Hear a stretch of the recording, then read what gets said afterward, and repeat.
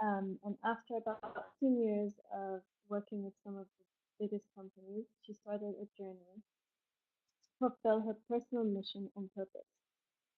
Her mission is to help organizations and individuals to increase their value through recognizing and working with the tools within themselves. So, recognizing what is the why do they do things? And she's also passionate about being a catalyst for change for women. So, without further ado, I will um, let Ami take over from me and hear all the amazing things that she has. Great. Thank you so much.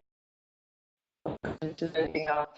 So yeah, thank you so much, Dahlia, for that very generous introduction. So yeah, I have got a very mixed background, combining several years of psychology with business, working in consulting and banking, before I've come back home to try and merge the fields of psychology and business together.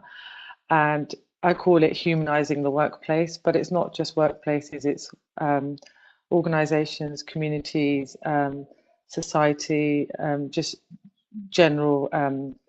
Sorry, one second. Okay, so during my 15 years of experience in finance, sorry, I can't see the camera. Yeah, Hold on. it's I know why. I know why, because I it was flipping the other way. It just looked a bit awkward. So during my last 15 years or so experience working in the finance world, I've always felt like there was something missing. And I think a lot of people feel like that in the corporate world where, business is very much focused on the sort of male ego dominated rational mind. And there's no kind of looking at our intuitive self, the fact that we're human beings, and there's lots of more sides to us. So that's why I call it humanizing the workplace, not rehumanizing, because I think we need to humanize it. So optimizing finance potential, I could talk to you about investment strategies and finance vehicles and lots of different techniques to help you improve your financial potential. But I truly think that in order to optimize your financial potential, you need to start with optimizing your human potential. So focusing inward to become a more whole version of who you are as a person, to then tap into more value add, and that obviously then translates into being able to serve more of your clients or more people, and then that generates more financial abundance.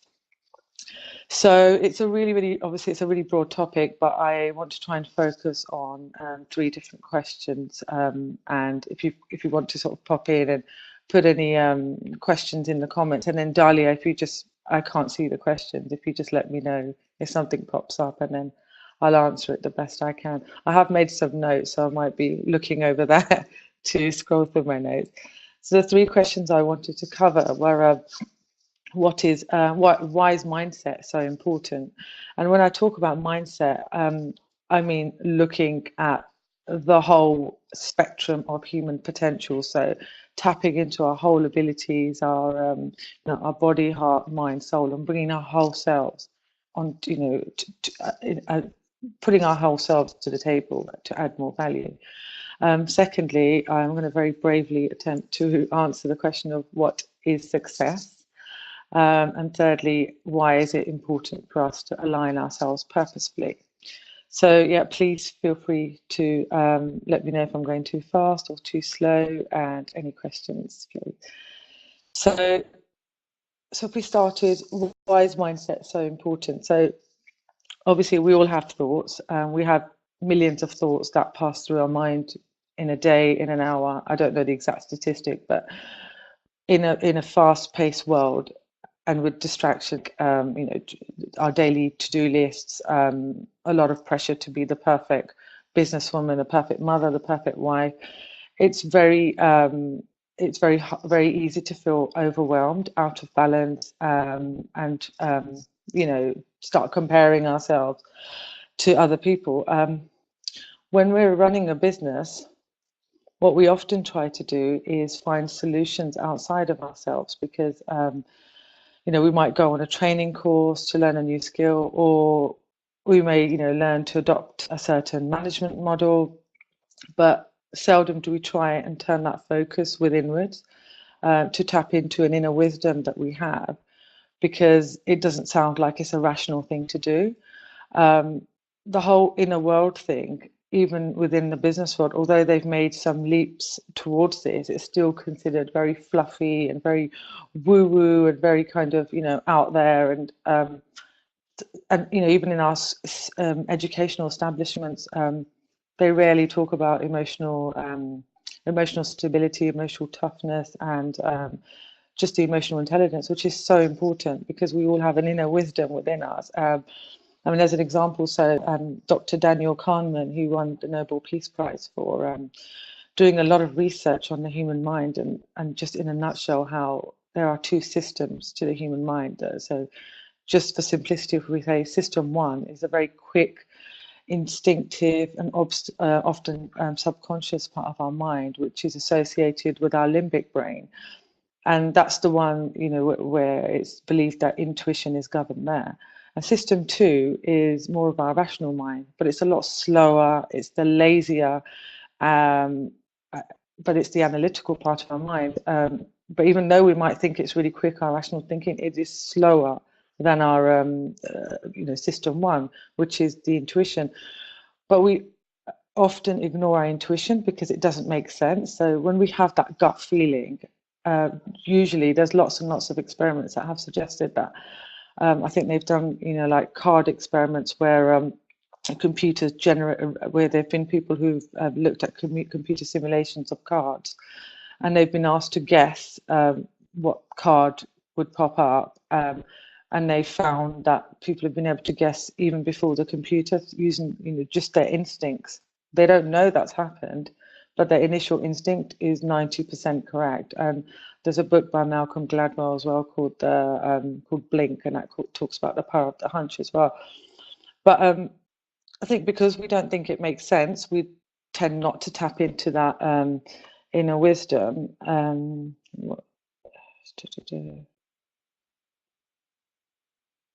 Sorry, I'm just looking at the next point I was going to make. So just the point about rational thought. And the only way we can tap into that is to focus more on ourselves wholly, as in our heart, body, mind, heart, and soul. I don't know if you guys are aware, but we actually have three brains within us. And when I first heard this, I thought this is crazy, because if we've got three brains within the human body, then how comes we only ever talk about one brain? So we have obviously our main brain in our head, but then we have a smaller brain structure. It's not the same shape, but the same sort of the physiology within our hearts and within our guts. And it's no wonder that we say that we have a feeling in our, a knowing in our hearts and a knowing in our guts.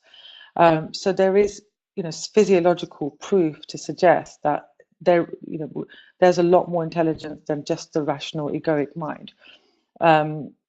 Even the Polynesians, way before there was any kind of technology, ancient civilizations um, relied on their intuition, and they relied on, using their whole senses to, the Polynesians mapped the whole Pacific Ocean. They knew very, very accurately the whole size of the Pacific Ocean just from using their senses, like, the intuition, the sound, smells, just using their wholeness to make these judgments and tapping into a much higher wisdom that I feel that we stopped tapping into now. So that's the kind of background to why I think focusing within is so important, because it impacts our outer reality. I mean, you look at people like Oprah Winfrey, Richard Branson, Mark Zuckerberg. Anybody who's achieved any major success, they'll always say something about their mindset, or they had a gut feeling, or they felt, their paths were not crafted for them. They went down roads that, people had not explored before. Oprah Winfrey, her background, against all the odds, look how, where she went. Um, J.K. Rowling, again, another example of a person who went from from living in a single, a single mother living in with nothing to huge success, and she followed an inner calling. So there is a lot of evidence to suggest, just from what people say and through what science tells us and psychologists tell us, that there we have an inner wisdom that we do not tap into. But once we tap into that inner wisdom, we become better versions of ourselves. And when we become better versions of ourselves, we have more wisdom, we're less scared to make decisions, we have that knowing as well. Um, and that just makes life easier. It makes we'll still have the challenges, but you're more likely to align yourself to the 80-20 Pareto principle, which talks about you get 80% of your results from 20% of your behaviors. So that's why I think mindset is so critical. And I think even for myself, being a psychology graduate, initially I just studied psychology as, this was just a subject, but I never really absorbed the importance of mindset, I'd say, until probably about 3 or 4 years ago, where I really started questioning, my thoughts and questioning where this is all coming from, and whether, my goals are actually my goals, or are they borrowed beliefs from what I think constitutes success, or what my parents or what society says is success. So I really believe that the more that we focus within, the closer we get to our wisdom, we operate from a better place. And this isn't just about, being Pollyanna type happy, but this is operating, like I say, from a place of knowing and wisdom, and not always having to look outside of ourselves for answers. And I'm not trying to say that, don't look at tried and tested techniques. Of course, look at those. But, always remember that we have an inner wisdom, and in a knowing that is really, really sharp. It's so sharp, and it can make our lives so much more effective, and we can add so much more value than we think we can. And and I think, quite often we don't realize what our potential is and what we think reality is, and our actual human potential. There's a really big gap, and the more we tap into, look within, the more closer we get to that potential and live a more fulfilling life. So, any questions on that? Did any questions come up, Dahlia? Can you hear me? Okay, little muffled. Okay. Can you guys hear me?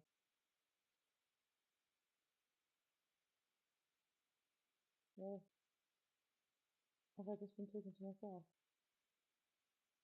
You can still hear? Okay. Um, all right, okay. Let me fix this one.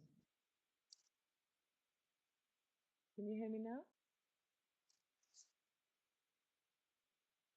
How does that sound? Oh, okay. Okay. So shall I still continue, or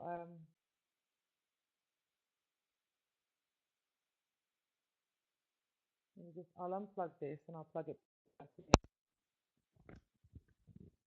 What about now? Yeah, the mic is quite close. Okay, I mean, what I'll do is I won't look, I'll just keep to the comments, and then I'll just watch to see if you guys can hear me or not, and then I'll try and adjust the microphone, but it's quite close to my mouth at the moment. Okay, thanks. Okay, so that leads us to success. So Oh, Nightingale, who was a very motivational speaker, and I think he was one of the best salesmen in his time, wrote a really famous speech called The Stranger's Secret. And he talks about success being the pursuit or realization of a worthy ideal. And I really like this definition of success, because it implies that success is available to us all at any moment, and in the pursuit of a worthy ideal. Whether that is your goal, making your first million, buying a house, getting married, or seeing the world, whatever it is, the journey into pursuing that goal is what he defined as being success. Like I said, to some people it might be financial freedom and working for themselves. To others, it's spending more time with their family. Yet to others, it's traveling, meeting new people. But we live in an amazing time where we actually get to decide what our version of success looks like. But but too often, I think again, sometimes we buy into what other people's version of success is. These borrowed beliefs that I was talking about. You know, not knowing, you sometimes not looking deep enough and knowing and questioning when you have those periods of procrastination, and rather than trying to find other techniques to overcome procrastination, like doing brainstorms and just trying to motivate yourself that much faster, rather than doing that, maybe ask yourself the question, is this goal really my goal? And sometimes the answer is really scary, because being congruent with your true nature can be quite scary, but on the other side of it, there is huge success from, following your inner wisdom and following your heart and being congruent to your true nature. And I often think of people like Robin Williams and Princess Diana, who outwardly achieved huge success, but we all know that inwardly they were not very fulfilled. And even Stephen Jobs, on his deathbed, talked about how if he could live his life differently, he would. And only somebody who has achieved, that level of success or wealth that, we see and many aspire to. When somebody at that level says that, and only a few people can actually comment from that place, then that we really need to question, what is success for us. And success is different for different people. It's not necessarily achieving millions, or improving profits or more than your competitors. It's what is success to you, living by your values, being congruent to your with your true nature. I think that's why connecting with yourself and committing daily to yourself is key. You start, sort of tapping into your hunches. They call them the whispers, or the intuition, which is always trying to lead you. Um, oh yeah, and sorry, so I'm just looking at my nose. So yeah, so in short, the more value we add to others, the more likely we are to feel fulfilled within ourselves. And then the financial success will follow. And this has been documented and said time and time again by people who have achieved great success in many different fields. And sometimes when we can't see the how, or we can't see the techniques to get to where we want to, um, it's really easy to then to feel fearful and want to stop what we're doing, because we don't know what's going to happen. But we can use advice and techniques from other people, but tailor them to our own inner wisdom, our own, align them to ourselves, to then start, going on that road to achieve our own personal success. So success, yeah, means different things to different people, and everyone has a different, unique success blueprint. I don't think there's one version of success, um, and I think it's down, and I think it's our responsibility to define what that is for us, even if it means, asking scary questions that we don't particularly want to hear the answer for. Um, so yeah, I mean, the other thing I wrote was, if we don't work it out for ourselves, then we end up being at the mercy of other people, and following other people's maps of success. Um, so can you guys? I haven't seen any comments come up, so I'm assuming that you can hear me fine. Yeah, that's good. So the other question I wanted to address was, why is it important to align ourselves purposefully? Okay, great. I can see capital yes. Thank you. Thanks. Um, so why is it important to align ourselves purposefully? So, apart from obviously that you'll live a much more fulfilling life, I guess I was quite confused about what living purposefully meant. For a long time, I thought it was to work in an organization or an industry, or achieve something or run a business that helped people in the developing world, or it was a luxury that you had when you retire. But I think what I've begun to learn, and from my observations and reading of what purpose actually is, it's a state of being. It's a way of living which is congruent to your true nature, abiding by sets of principles and aligning yourself to people and organizations, and serving people that are connected to similar values to you. So by living with purpose, by living, with our congruent nature, we then inspire other people to do the same. And obviously, it leads to more fulfillment. But obviously, living with purpose requires a huge amount of courage. And I don't know if you guys are familiar with Brené Brown, but she wrote this. She did this amazing TED talk on vulnerability. But she also wrote this amazing book called Brave in the Wilderness, and she talks about aligning, ourselves to our true nature, and braving our own wilderness. So braving, our wilderness being who we are at our core, and we're all different.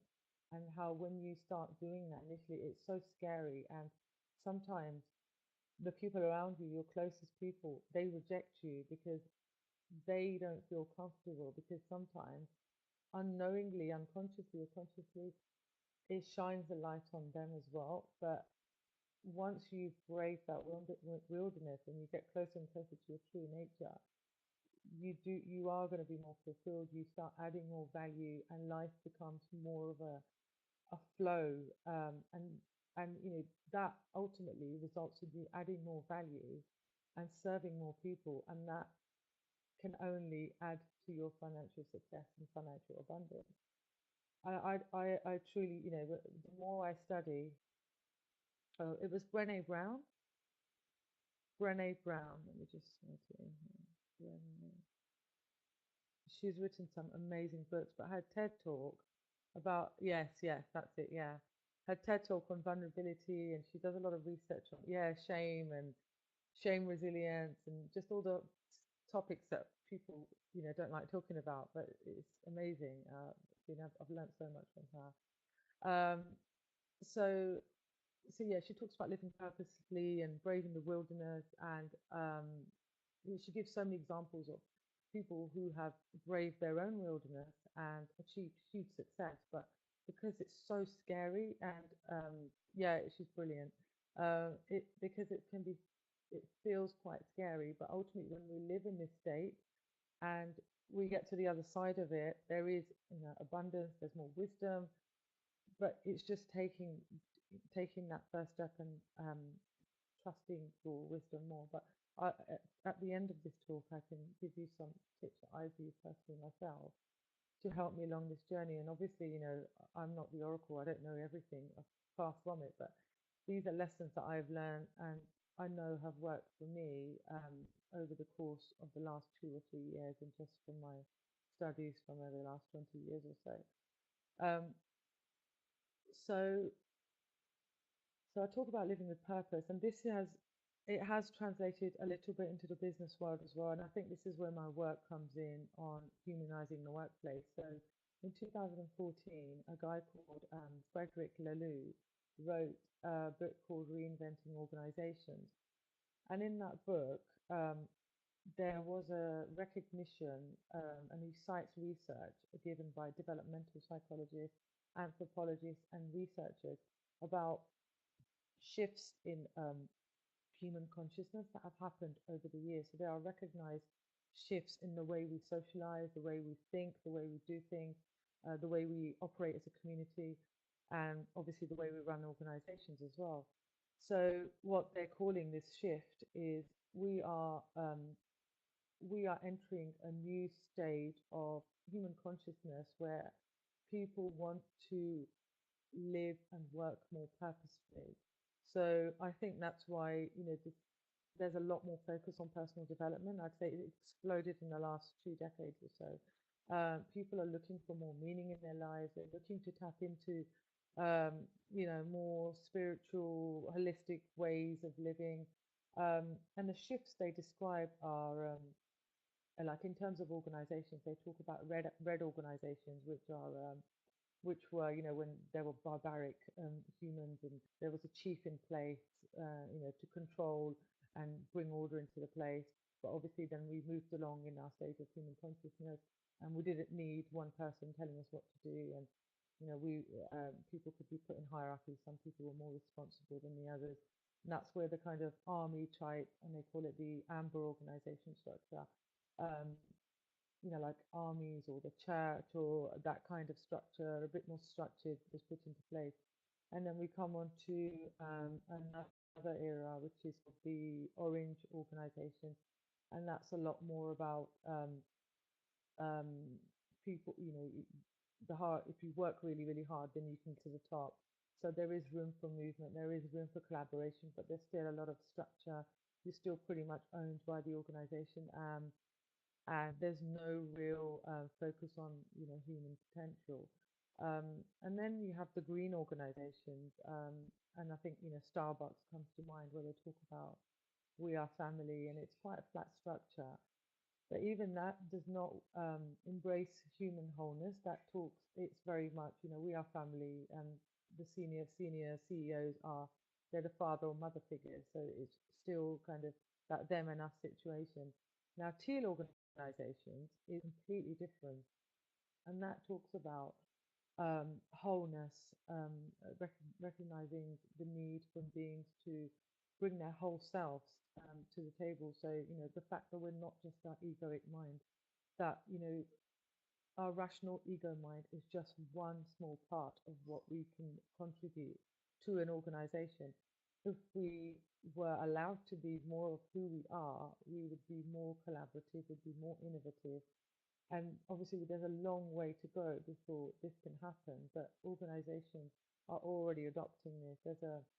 I think there's like 9,000, there's a medical firm in the Netherlands, there's 9,000 people in that organization, and they're all they're self-managing, so there is no boss. They have no boss, and 9,000 people. They split up into groups of 10, and they're all self-managing nurses. So they have a coach that sits that they can tap into for wisdom and problem solving, but they pretty much get to decide whatever they want to do.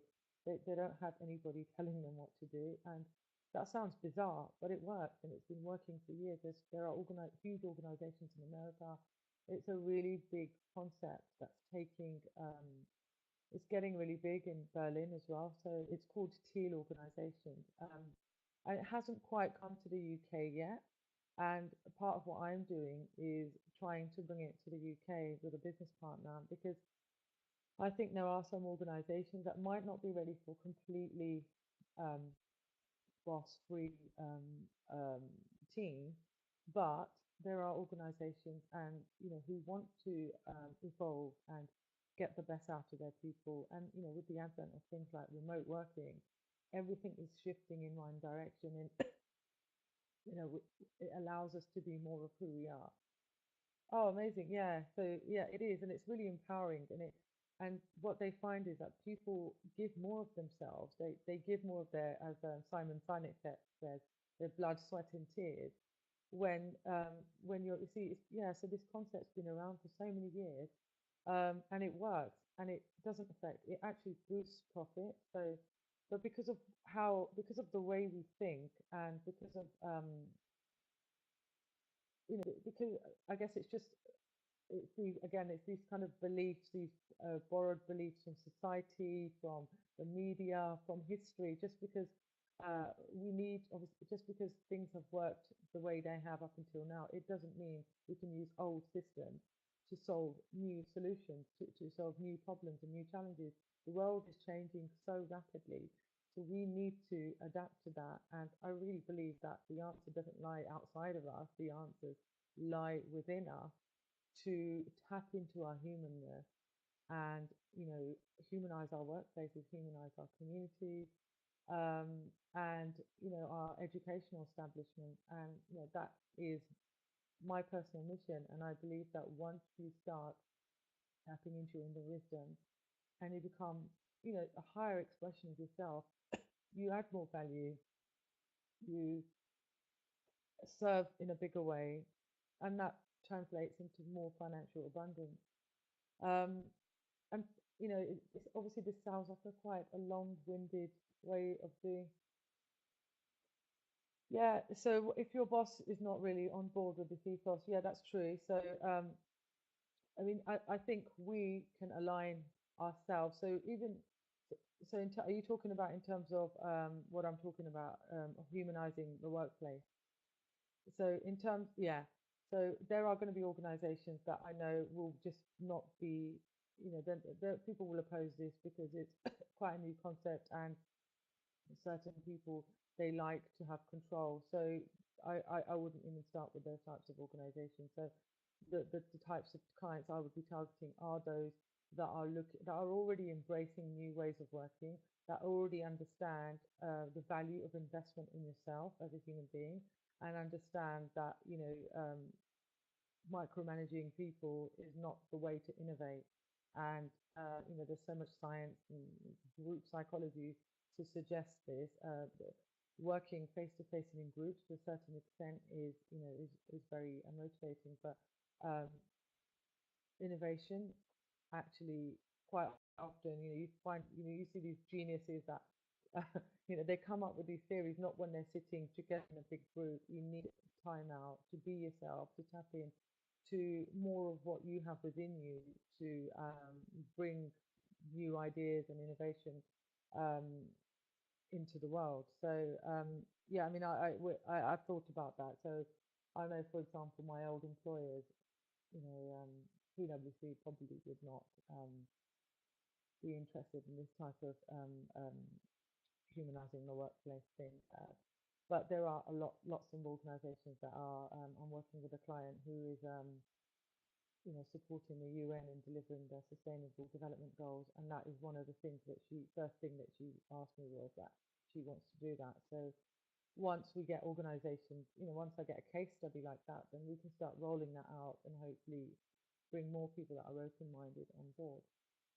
Um, so I wanted to leave you with a really lovely story that I was told by my mentor, and I think quite a lot of the times I used to say to him, like, I'm spending so much time on my self-development, I don't see any results, what the hell's going on? This is so slow. Why can't I just learn a new technique? And he told me the story about the Chinese bamboo tree, and I'm sure maybe many of you have heard it, but it's an analogy about the Chinese bamboo tree with our own development.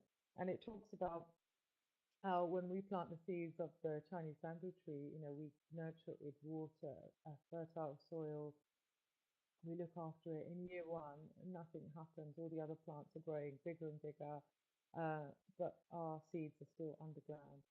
Year two, despite all our nurturing and love, nothing's happening. Year three, nothing happens, and four, it's the same. By year five, any sane person would be thinking, like, what the hell? No, let's just give up. But actually, in year five, the Chinese bamboo tree grows 800, I think it's 800 feet, no, 80 feet tall in just 6 weeks. That's just in such a small space of time. It just shoots up to 80 feet, which is massive growth. So obviously, it didn't just grow in 6 weeks. It took 4 years for all of the the roots of it, the foundations to be set. And I think this is really a nice way to talk about, analogy of self-development. And if you look at these overnight successes, then there rarely are any overnight successes. These are people who have tried, or businesses that have been on this journey for years, for a long time, cementing the foundation. And I guess, yeah, that's what I talk about when I'm saying around mindset, which I'm committed to, is laying the foundations of your mindset, knowing your basic, your building blocks of who you are. Some people know their work and their businesses better than they know who they are.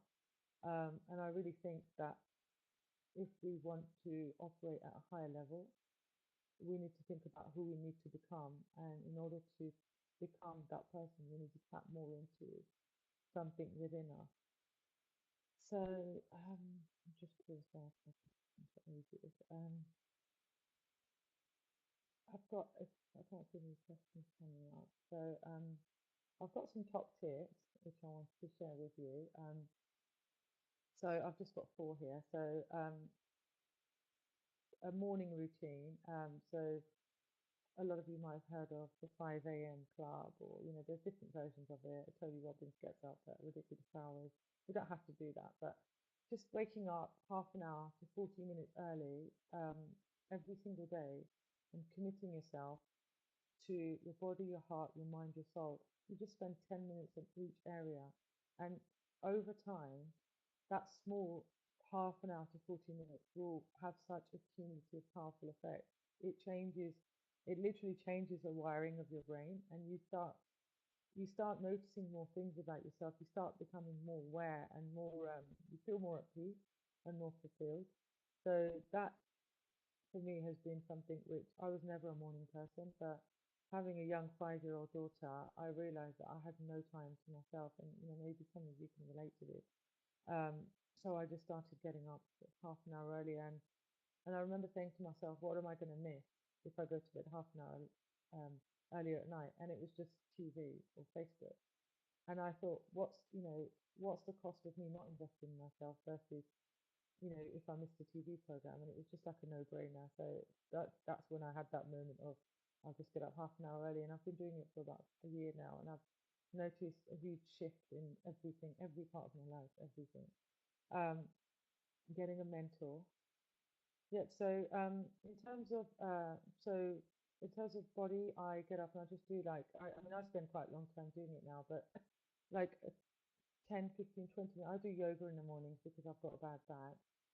But generally yoga I just find really works well for me. I used to go for a jog. I just used to go and pound the pavement in first thing in the morning, and that was actually really refreshing as well. For my mind, normally when I'm doing exercise or oh, that's okay. That's all right. Hi, Anya. For my mind, what I normally do is listen to an audiobook while I'm working out. So if I'm going for a walk, or if I'm doing yoga, I just put an audiobook on in the background, or when if I'm dropping my daughter off to school. Um, for my heart, I do a meditation, like a heart meditation. So I always start my day off with um, 5 minute meditation technique, but it's also a very deep breathing. It's called conscious breathing. So there's another TED talk, and I can't remember the guy's name, but he talks about how powerful this conscious breathing method is, and it's so simple. It's literally breathe in to the count of 4 seconds, hold your breath for 7 seconds, and then breathe out to the count of eight, and um, you need to breathe into your belly.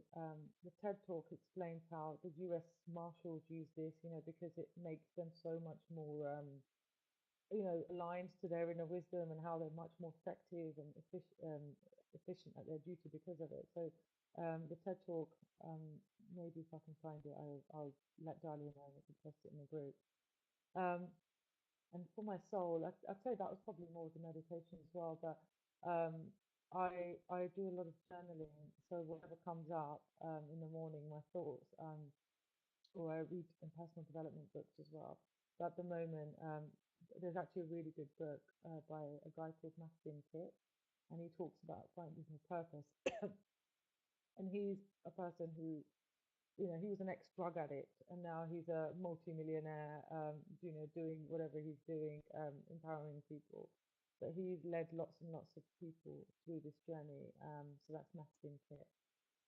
Um, so yeah, these are the sort of variations that I do. But Stephen Covey, who wrote the book, The 7 Habits of Highly Kips. Sorry, I coughed in it. Yeah, Mastin Kit.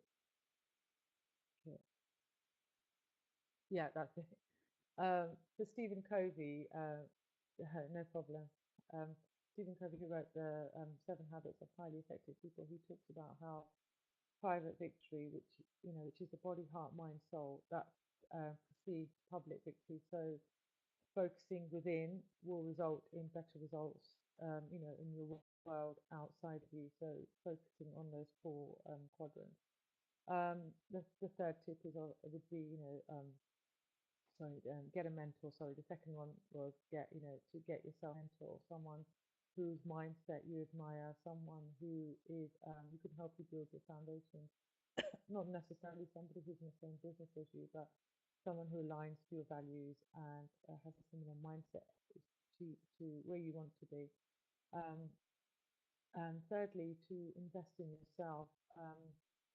Because you are your biggest asset.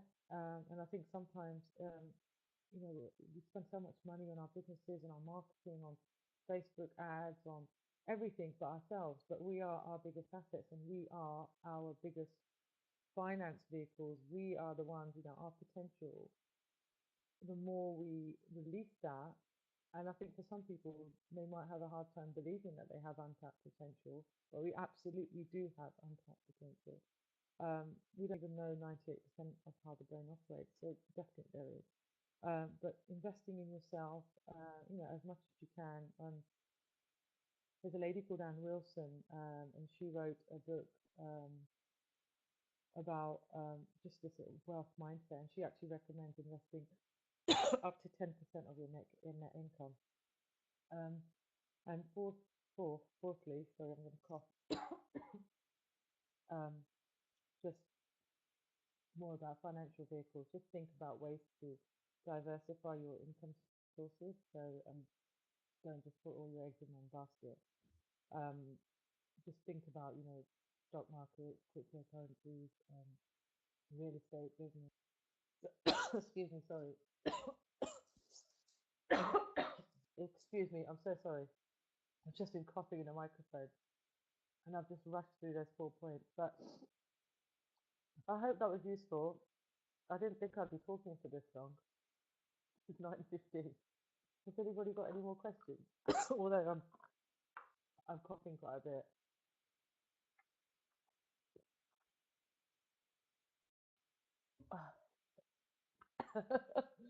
I don't know what happened. I think it's the way I'm sitting, or I don't know. I hope that was useful. And obviously, these are, bits of information that I've put together from just people I've studied, my own personal experiences of life, and just I feel like I've come to a point in my life where I've been able to collate all this information. I just wanted to share it with you. So I hope it wasn't disappointing that I didn't give you a magic formula for. Thank you, thank you so much. Thank you. Yeah, I was a bit worried. I thought I hope they don't think I'm going to give them magic formulas for increasing your income, or these. Thank you so much. I'm so glad you guys enjoyed it. Dahlia will tell you, I was a bit nervous. I thought, because this is the first time I've actually kind of gone out and really been honest and been myself. No, that's not me at all. I can do that, but that's not me talking from my heart. And you would have just fallen asleep. Hopefully, you didn't. But yeah, if you need help with the spreadsheet, please let me know. I can try and help you. But yeah, Dahlia will know, will tell, will testify to me being a bit nervous about doing this because, I just felt like I needed to act like an accountant. And this is the first time I've actually publicly been myself. So, yeah, thank you so much for your time and for listening. Sorry, I'm just going to be coughing away. So I'm going to, if there's anything else, any more questions? If anybody wants to connect with me, please do so on Facebook. It's just Ami Khan. And I also have a group called the Female Purpose Collective. Yes, I have. Thank you. I'll put it on here. Female Purpose Collective. I would love to have you guys in this group. I do share a lot of you can ask me questions on finance in there as well. I've just put it on there, Female Purpose Collective. And it's just a small group, and I've kept it small because I wanted it to feel, I don't want to just have a big numbers game. I want, real people in there that are committed to their growth because, that's where all the wisdom lies. So, yeah, I'd love to see you guys there. So, thank you so much. Can't see myself. So, yeah. Sorry, I've been coughing away.